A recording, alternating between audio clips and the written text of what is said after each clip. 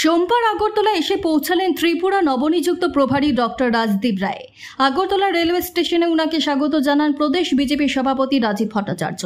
এছাড়াও প্রদেশ প্রবক্তা Nabendu Bhattacharya, state general secretary Amit Rakshit, যুব মোর্চার রাজ্য সভাপতি সুশান্ত দেব সহ অন্যান্য নেতৃবর্গরা উপস্থিত ছিলেন। স্বাগত অনুষ্ঠান পর এক সাক্ষাৎকার নবনিযুক্ত প্রভারী ডক্টর রাজদীপ রায় বলেন, ত্রিপুরার ৭১% পঞ্চায়েত বিনা প্রতিদ্বন্দ্বিতায় জিতেছে ভারতীয় জনতা পার্টি দল। বাকি ৩% আসনও বিজেপি দলের দখলে যাবে, আর এরপর থেকে গ্রাম ত্রিপুরাবাসীর উন্নয়ন হবে। শুধু তাই নয়, আগামী দিন সবার আশা পূর্ণ হতে চলছে বলে দাবি করে নবনিযুক্ত। ত্রিপুরা একটি অতি সুন্দর রাজ্য। মা ত্রিপুরেশ্বরীর আশীর্বাদ দীর্ঘকাল থেকে এখানে জনসাধারণের উপরে বর্ষিত।